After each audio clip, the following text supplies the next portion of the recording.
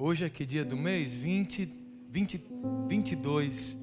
Nesses 22 dias que nós temos desse ano novo, Deus está sempre trazendo palavras especiais aqui para a nossa vida, num sentido de renovação.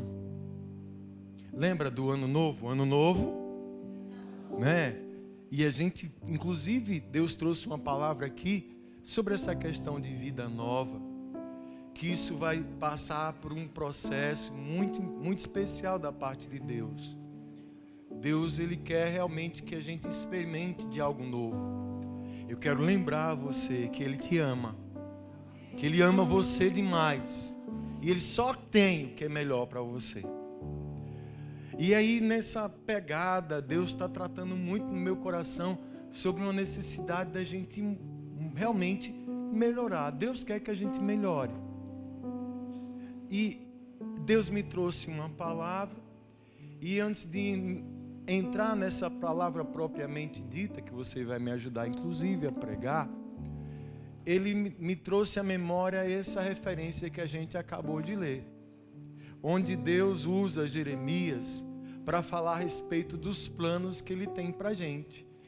Deus tem plano para a tua vida. Deus tem propósito para a sua vida.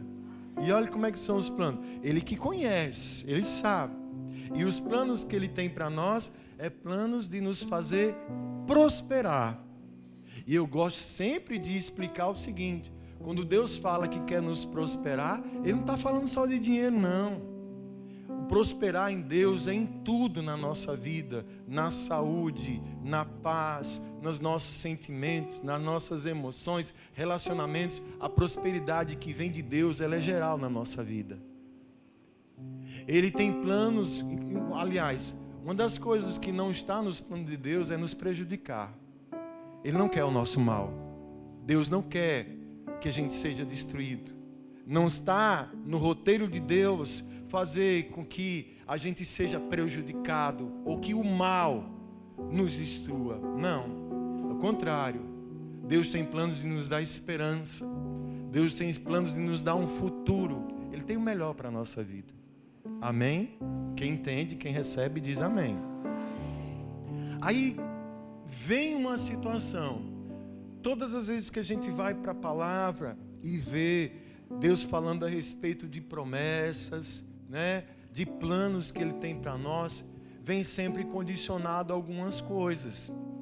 Não é simplesmente assim, vou te abençoar e pronto. Tem também a parte que nos cabe. Tem também aquilo que nós precisamos entender, que é nosso papel. Coisas que a gente precisa tratar, para que aí sim cada plano de Deus se cumpra na nossa vida. E outra coisa, Deus quer trabalhar na vida da gente. Deus quer nos abençoar.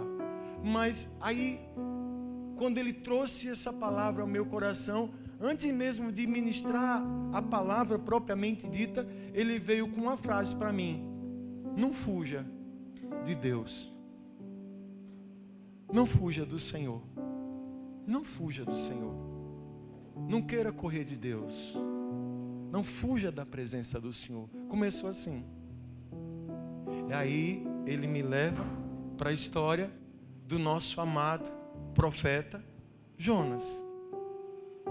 Para quem não conhece, Jonas, profeta do Senhor, homem do Senhor, que talvez ficou muito conhecido, principalmente com as crianças. É aquele da baleia, né, pastor? Que ninguém sabe hoje qual era. A Bíblia diz que era um grande peixe, baleia, seja o que for. É aquele mesmo, famoso por isso, e por ele também ter sido milagrosamente salvo, e pregou para Nínive. Mas quando o Senhor me trouxe para Jonas, esse início, esse chamado, e ao mesmo tempo o chamado e a fuga de Jonas, tem muito a ver com coisas que a gente precisa tratar na nossa vida, se queremos viver os planos de Deus. Amém, amados? Você me ajuda a pregar então hoje? Quem me ajuda a pregar? Então deixe sua Bíblia aberta, por favor. Eu esqueci que a gente tem uma mídia fantástica. Amém? Vamos aplaudir Jesus pela nossa mídia aí? Glória a Deus. Para que você não fique preocupado, até mesmo não se esbarrar em tradução diferente. Vanessa, tá tudo ok aí, né? Pronto. Só me acompanhe e me ajude a pregar. Que nós vamos entender de que maneira, então, a gente pode viver o que Deus tem para a nossa vida. E Ele está insistindo nisso. Escute, irmãos, por favor, entenda e receba no teu coração. Deus quer fazer algo novo na sua vida. Ele quer o teu bem. Ele deseja, o desejo do Senhor é te abençoar. Amém? Então vamos entender como, de que forma. A trajetória começa aqui no versículo 3, logo depois que Jonas ele recebe o chamado do Senhor. Deus levanta Jonas: Jonas, eis-me aqui, Senhor. Eu quero que você vá a Nínive, porque a maldade daquele povo chegou ao meu coração, e vá lá e diga para eles se arrependerem, senão eu vou destruir todos. Começa assim. E aí o versículo 3 diz o seguinte: mas Jonas fez o que, irmãos? Fugiu da onde? Da presença do Senhor, dirigindo-se para Tarsis. Desceu à cidade de Jope, onde encontrou um navio que se destinava àquele porto. Depois de pagar a passagem, embarcou para a cidade. Amém? Embarcou para Tarsis para o quê? Só o 3. Embarcou para Tarsis para... Primeira coisa. Quer que os planos de Deus se cumpram na sua vida? Eu quero. Não fuja do Senhor, não. Não fuja de Deus, não. E às vezes a gente está fugindo de Deus. Eu não estou fugindo de Deus. Vamos pensar um pouquinho. O fugir aqui não é no sentido também literal. Embora até possa aplicar no sentido literal. Mas o fugir de Deus também se dá quando Deus ele tem uma proposta para nós. Ele aponta um caminho para nós e nós vamos na direção oposta desse caminho. É como se quiséssemos nos livrar das responsabilidades. É como se a gente pensasse assim: a vida é minha. Eu tenho que cuidar da minha vida. Mas Deus, não, Deus entende. Ele mandou ir para Nínive, mas Nínive é uma cidade muito perigosa, Sérgio. Lá matam um profeta. Aquele povo é gente ruim mesmo. Eu vou para Tarsis. Tarsis o pessoal é de boa. O pessoal é mais tranquilo. Eu vou para lá. Sabe, amados, fugir da presença do Senhor primeiro é impossível. Ninguém foge de Deus. Pode dizer para o seu irmão: irmão, ninguém foge do Senhor, né? Existem tentativas de fuga, mas dele ninguém escapa. Mas o só de eu procurar fugir da presença do Senhor, isso só traz problema para a minha vida. E vamos perceber que toda a problemática de Jonas começa aqui, porque ele decidiu fugir da presença do Senhor. Aí vem as situações. No barco já, versículo 4, por favor, Vanessa. O Senhor, porém, fez soprar o que, irmãos? Sobre o mar, e caiu uma tempestade tão violenta que o barco ameaçava arrebentar-se. Quem foi que soprou o vento? Quem foi que fez cair uma tempestade? Pastor, o senhor disse nesse instante aí agora que Deus não quer nos causar dano. O senhor falou nesse instante aí agora que Deus não quer o nosso mal. E o texto diz que o Senhor fez soprar um vento forte sobre o mar. Foi Deus que mandou. Escute isso. Guarde no teu coração. Deus, no seu infinito amor por nós, amém, Ele vai fazer de tudo para não nos perder, inclusive permitir tempestades na nossa vida. E quando se vem tempestade e lutas da parte de Deus para nós, eles vêm com um propósito pedagógico. Eles vêm com o propósito de nos ensinar A tempestade que Deus libera sobre a minha vida, sobre a sua, não é para nos destruir, mas é para nos ensinar. Você conhece uma frase famosa no nosso meio? Se não vem pelo amor... A gente repete isso, mas nunca essa dor é para nos destruir. A tempestade ensina. A tempestade, ela vai tratar com a vida da gente. Quem está entendendo isso aí? Então Deus permite certas coisas sim na nossa vida, para nos chamar a atenção, para tratar conosco, para falar com a nossa vida. Porque tem pessoas que não vão entender. E como Deus tem planos para nós, amém, Ele vai permitir isso. Ele vai trabalhar usando a tempestade, amém? E a palavra diz que a tempestade veio, que o barco quase se arrebenta, e foi aquele desespero, e os marinheiros, sabe, irmão, daí um ali agoniado, chega, e agora o que é que vai acontecer? Aí, versículos 5 e 6 diz o seguinte: todos os marinheiros ficaram com medo, e cada um clamava ao seu próprio, e atiraram as cargas ao mar, para tornar o navio mais o quê? E enquanto isso, Jonas, que tinha descido para onde, irmãos? E se deitara, dormia. Olha que surreal isso aqui. Desespero, tragédia iminente, água entrando no barco, os marinheiros jogando as cargas no mar para ver se aliviava o peso da embarcação. E Jonas vai para o porão, se deita e vai dormir. Tipo, isso não é comigo não. Isso não é problema meu. Eles que se virem lá, paguei minha passagem. Isso não está fazendo, isso não faz parte do pacote. Sabe, amados, o que é que o Senhor tratou comigo? Porque muitas vezes, na hora da tempestade, algumas pessoas vão agir com indiferença. Vão ficar indiferentes aos problemas, sem enxergar ou a princípio admitir que o problema que é consequência de atitudes dela está atingindo outras pessoas e ela está, Robervan, dormindo. Esse dormir aqui significa aquela indiferença e a falta da percepção da gente de que os nossos erros estão levando as pessoas que estão à nossa volta só a sofrer e a gente não está enxergando isso. É como, por exemplo, famílias que estão se destruindo. E aquela pessoa que tem a responsabilidade não está percebendo.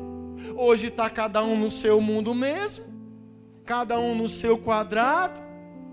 As famílias estão cada vez mais divididas. Ah, meu irmão, isso aí é problema seu. Isso aí não é problema meu, não. Né? É igual aquela história do rato na fazenda que ficou preocupado porque a dona comprou uma ratoeira. Você conhece essa história? Eu não vou contar aqui não. Mas vocês já ouviram essa história? Comigo é diferente, né? Robervan, você conhece essa história, né? Quer contar, Robervan? Não, brincadeira. O rato viu a dona passar com a ratoeira. Aí ele foi falar lá. Foi com quem primeiro que ele foi falar? Eu acho que ele foi falar com o galo. O galo disse assim: rapaz, galo, o que foi? Não, que a dona comprou uma ratoeira. Eu tenho medo de ratoeira. Isso não é problema não, problema seu, meu irmão. Eita, pega. Eu vou encurtar, né? Aí ele disse: rapaz, então eu vou falar com o boi. Boi, o que foi, ratinho? A dona da casa comprou uma ratoeira. E eu com isso. E eu, o que é que uma ratoeira vai? Problema seu, meu irmão. Bichinho ficou desesperado. Aí o rato era crente, ele era da quadrangular da coroa do meio. Aí fora, Senhor, me livra, Pai. Tem misericórdia da minha vida. Eu não perco um culto de terça, de quinta. A dona comprou uma ratoeira. Olha a minha vida aí. Aí diz que aconteceu o quê? O dono, Montônio, fazendeiro, ali capinando, veio uma cobra e mordeu o dono. Eita. Aí bichinho, aquela cobra braba, venenosa. Diga aí o nome de uma cobra. Jararaca. Essa é muito braba, né? Que pessoa não escapa, né, Jorge? Aí pronto. Aí levou. Chega que chamou o médico correu lá, acudiu e tudo, conseguiu salvar. Mas aí disse que ele ficou muito doente, muito doente. Aí a dona da fazenda, doutor, o que é que eu faço? Ah, faz uma canjazinha de galinha para ele. Aí ele foi lá, a galinha estava de folga, aí estava lá o galo, é você, meu filho. Aí o galo, ele foi para a panela e fez aquela canja. E eu sei, Sérgio, que o cabra melhorou. Aí fizeram uma festa para celebrar o milagre. Vai ter o quê? Vamos fazer um churrasco agora. E o rato só glorificando Deus, né? Mas o que é isso, amados? Escute, preste atenção. A gente não pode adormecer, nem ficar indiferente às lutas que estão acontecendo à nossa volta, não. Não podemos isso. Eu repito isso aqui. Tem famílias que estão sofrendo, porque tem pessoas que estão dormindo. Você entende o dormir? Jonas, ele pensou o seguinte: eu vou dormir que passa. Eu não quero nem ver o que está acontecendo, sabendo que ele tinha culpa nisso. Mas ele foi dormir. Quantas vezes isso acontece na vida de tanta gente? Você quer que os seus planos, que os planos de Deus se cumpram na sua vida? A gente não pode dormir. A gente não pode fechar os olhos para os problemas que estão à nossa volta. Eu estava falando com a irmã lá na Atalaia agora, ela testemunhando. Ela trabalha com festa ali, né? Ela foi para uma festa ontem, organizando festa. Uma tristeza. Ela fez: pastor, vamos orar pela nossa juventude. Menino de 15 anos, a dona da festa liberou cerveja e uísque. Teve um menino, 14 anos, foi passando mal para o banheiro, os meninos levando. Aí a gente olha isso assim: isso aí não é problema meu, não. Não é? Será que não, amados? E a nossa indiferença? Cadê os pais desses meninos? O que é que os pais estão passando para os seus filhos hoje? Como é que anda isso? Ela ficou tão triste, pastor, muito triste isso. 15 anos tomando uísque numa festa. Libera. Como assim? E aí, de repente, porque uma coisa puxa a outra, né? A Bíblia diz que um abismo chama outro. Onde é que vai parar essa juventude? Cadê os pais? Ah, mas por quê? Não, isso aí não é problema não. Já está grandinho, não é isso não. O problema é que às vezes a tempestade está à nossa volta. E a gente, fugindo das responsabilidades, vai ficando indiferente às coisas.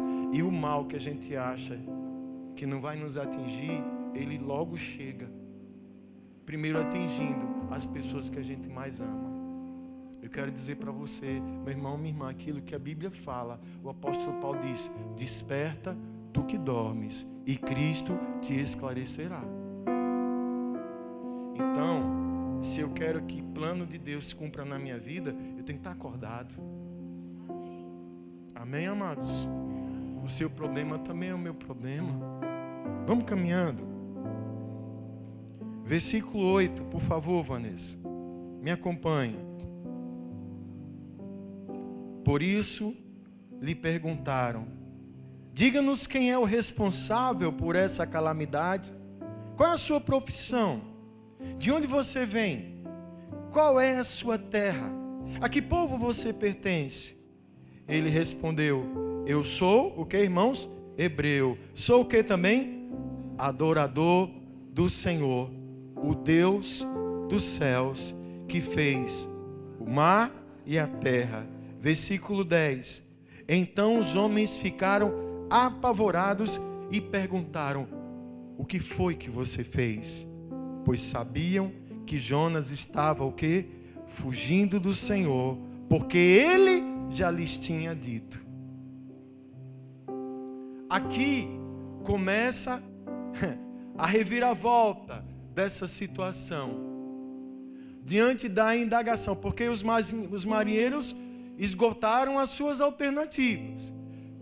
Cada um orou para o Deus que acreditava, jogaram as cargas ao mar e só piorava. Encontraram Jonas lá dormindo e foram interrogar: meu irmão, quem é você? Qual é a sua profissão? O que é que você faz da sua vida? E naquele momento ele se declara: eu sou hebreu, sou servo do Senhor, sou adorador do Senhor, do Deus que fez o mar e a terra. E o texto diz, e eles falam: o que foi que você fez, meu irmão? E ele já tinha dito: eu estou fugindo da presença do Senhor. Eu estou fugindo do Senhor.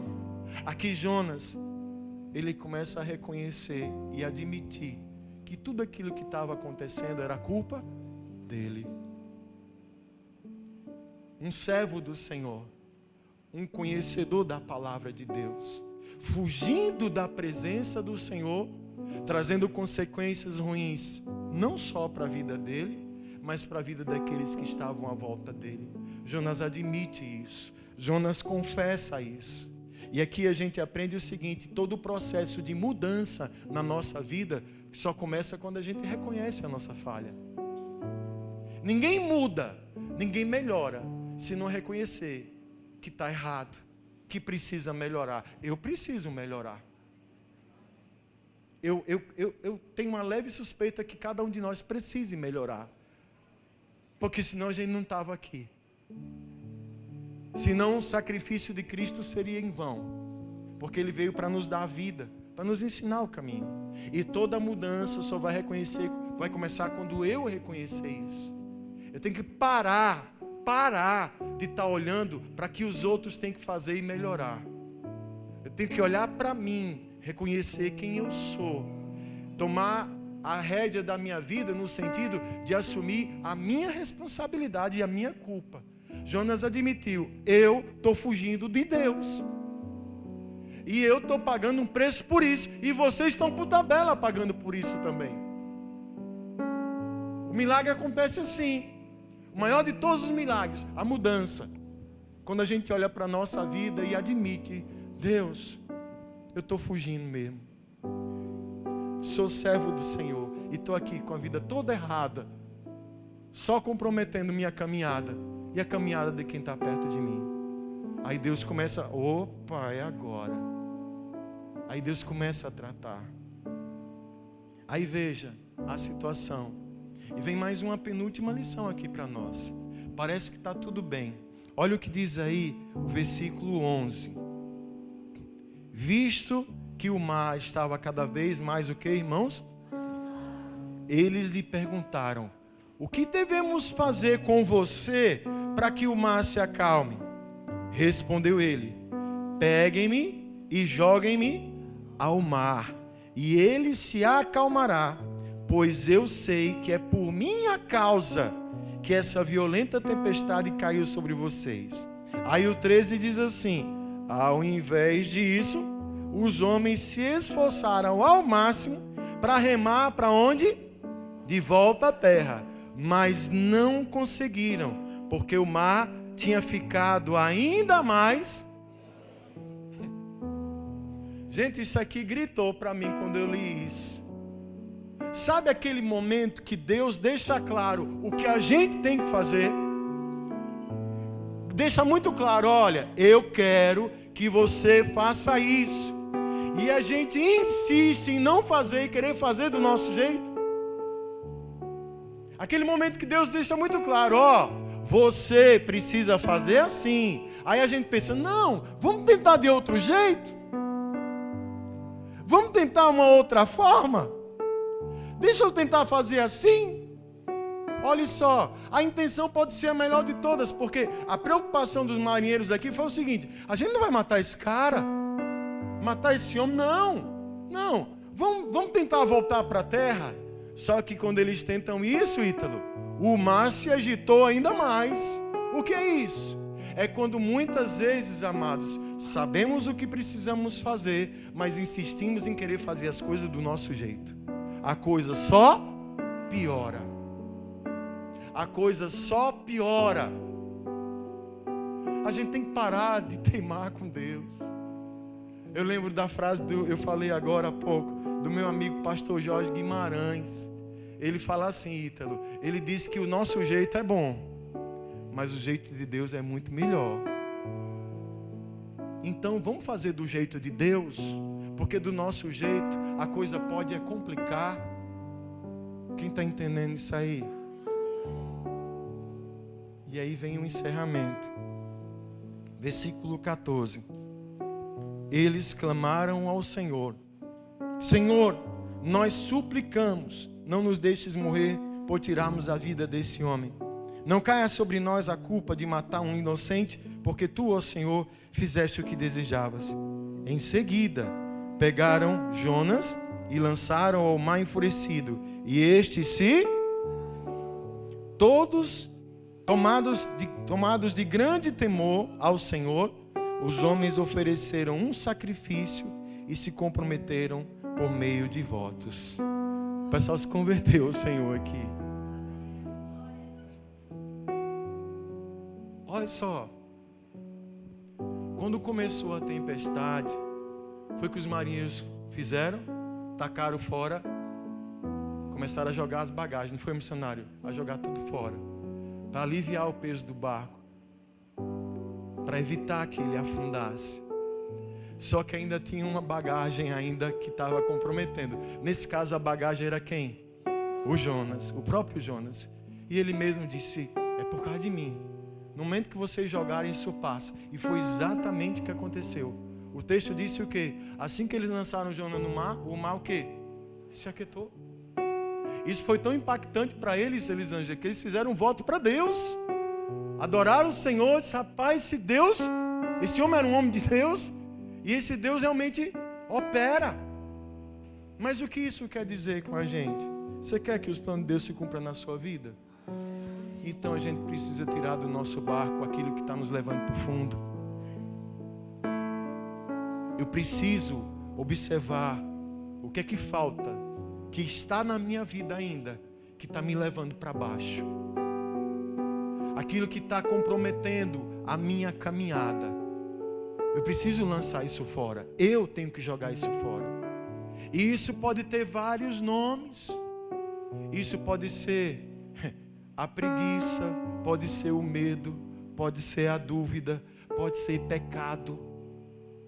Tudo que desagrada ao coração do Senhor pesa na nossa vida, nos leva para baixo. E Deus nessa noite está dizendo: pare de fugir de mim, olha essa carga que você está levando e joga essa coisa ruim fora, tire isso da sua vida. Lança isso fora, porque enquanto estiver lá, não vai passar a tempestade. Enquanto estiver lá, o barco vai para o fundo, não avança não. Enquanto a gente não se livrar daquilo que nos leva para o fundo, a gente não vai conseguir prosseguir para viver esses planos que Deus tem para nós. E escute, irmão, hoje ainda é dia 22. Olha o que Deus quer fazer na sua vida. Olha o que é que está atrapalhando você. O que é que você precisa lançar fora na sua vida? Deus está falando comigo isso. E está falando com você também. Tem que lançar fora.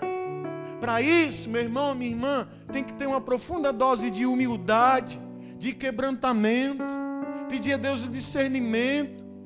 Existem coisas que parecem normais, que não é nada demais, mas tem tudo a ver e está comprometendo sua caminhada. Ei, Deus não quer que você afunde, não. Deus não quer o seu mal. Só que a gente precisa se livrar disso, lançar isso fora. Jonas, ele reconheceu que o peso era ele, o problema era ele, e humildemente se derramou: o Senhor pode me jogar fora. Ele preferiu a morte. Só que ele foi jogado na água. Conhece a história? Quem veio? Foi o pirino de peixe lá, o peixe. O grande peixe apareceu. e engoliu Jonas. Engoliu Jonas. E amados, eu tenho um carinho por essa oração, que para mim é uma das orações mais lindas que a gente tem na Bíblia. É quando Jonas ora na barriga do peixe. Olha o que acontece aqui. Eu vou ler para você. Capítulo 2. Dentro do peixe, Jonas orou ao Senhor, seu Deus, e disse: em meu desespero clamei ao Senhor, e Ele me respondeu. Do ventre da morte gritei por socorro, e ouviste o meu clamor. Jogaste-me nas profundezas, no coração dos mares. Correntezas formavam um turbilhão ao meu redor. Todas as tuas ondas e vagas passaram sobre mim. Aí eu disse: fui expulso da tua presença. Contudo, olharei de novo para o teu santo templo. As águas agitadas me envolveram. O abismo me cercou. As águas marinhas enrolaram na minha cabeça. Afundei até chegar ao fundamento dos montes. A terra embaixo, cujas trancas me aprisionaram para sempre. Mas tu trouxeste a minha vida de volta da sepultura, ó Senhor meu Deus. Quando a minha vida já se apagava, eu me lembrei de ti, Senhor, e a minha oração subiu a ti e ao teu santo templo. Aqueles que acreditam em ídolos inúteis desprezam a misericórdia, mas eu, com um cântico de gratidão, oferecerei sacrifício a ti. O que eu prometi, cumprirei totalmente. A salvação vem do Senhor. E o Senhor deu ordens ao peixe, e ele vomitou Jonas em terra firme. Glória a Deus! Glória a Deus! O Jonas mudou. O Jonas melhorou. O Jonas encontrou o caminho. O Jonas entrou nos planos do Senhor. Ele reconheceu, ele percebeu. Eu costumo olhar para isso e dizer: Senhor, nem precisava, né? Era só ele ter ido lá atrás, Saminha, esse dia assim, Célia, eu vou, Senhor, para Tarso, mas ele não quis ir. Ele fugiu de Deus. Ele fugiu do Senhor. Aí veio tempestade, veio barriga de peixe, e veio um milagre na vida de Jonas. Ele foi transformado. É o que Deus faz na vida da gente, para que a gente cumpra isso. Quando eu sei quem eu sou, quando eu assumo as responsabilidades, quando eu me quebranto diante de Deus, Deus trata comigo. Não precisava o peixe, não precisava a tempestade, mas se Deus vê que é necessário, Ele vai permitir. Porque às vezes a gente só aprende assim.